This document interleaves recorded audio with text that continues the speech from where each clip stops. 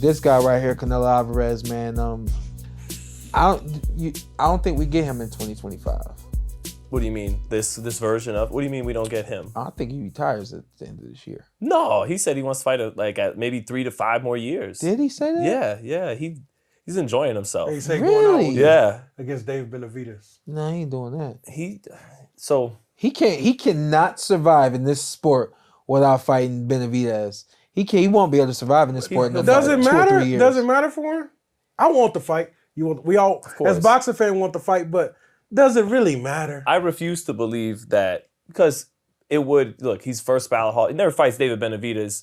He's one of the greatest fighters I've ever seen in my lifetime. Easily. We won't even think about it 5-10 years after he retires. I thoroughly enjoyed what he did last night. That's always going to be the narrative. 20. No. But 20.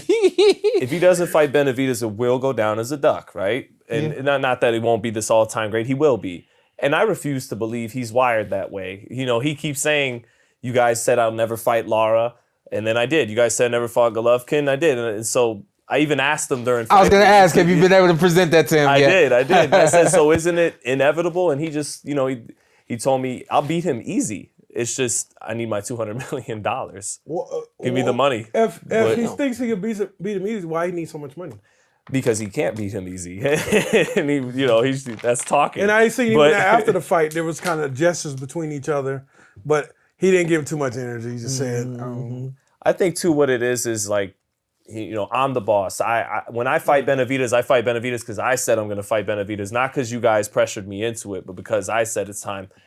And I think there's a legit chance they fight at the end of the year because when you're this aging great champion like Canelo is, you might be looking for something, a little edge to help you knock off this young, fresh, bigger, hungry monster. Yeah. And David going up to 75 for Gvozdyk and then bringing him back, especially if he wants to do it on Mexican Independence Day where it'd be a quick 3-month turnaround, and he's got to go from light heavyweight back to super middleweight. It might be the little edge the champion is looking for to bring the fight on. If David has a bad performance, does that make him want to fight him more? If David has a bad performance, he might not be able to turn around and fight 3 months later. But you're right, yeah. Because it's like if he goes out there and kills that guy, Canelo's like shit. Gvozdyk looked big at the presser. Yeah, that's what I'm saying. It's not a walkover fight. I think he'll beat Gvozdyk for sure. But if he go out there and Dave Benavidez, it's like...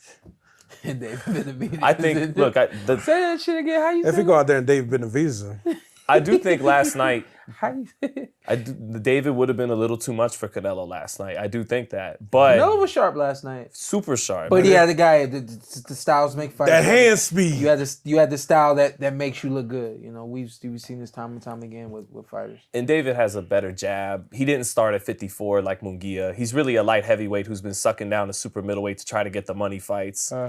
And yeah, Canelo's jab was beautiful last night. It was kind of subtle because all the beautiful pulls and power shots with both hands, but that jab also helped change the fight too. He just started out jabbing Munguia at will. 100%. So, and then you're a great fighter when I spontaneously just start making audible noises during your fight. Like, who did that? Oh, you did that? Yeah.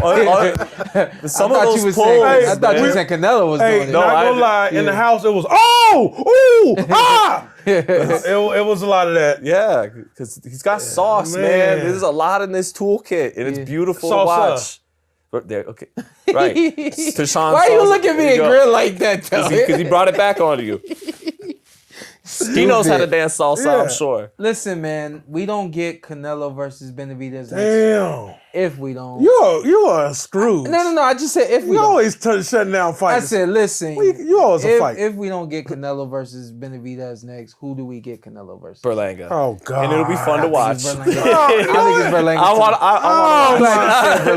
It's not fun to watch, Sean. It's not fun to watch. This is a horrible fight. It's not a horrible fight. It's a horrible fight. Berlanga can't beat Plant, Morrell, Benavidez, Triple G right now. I like it when I like when great fighters do performance art, when they have a concert. Because that's what that's going to be? Probably. He should go to Madison Square Garden if it's Berlanga. Yeah. Canelo takes over the Garden. What about... Has he fought in New York? Rocky Felding, but now he'd be fighting a Puerto Rican in New York. Yeah. But how much is that check?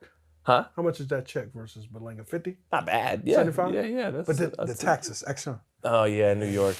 but endear yourself to I the be thinking about Mexican little fans. things. Fight a Puerto Rican in the Garden.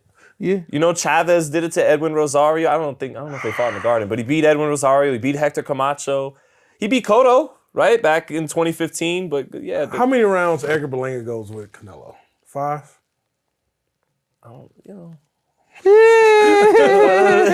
That is a round pick'em. Like that fight, pick which round.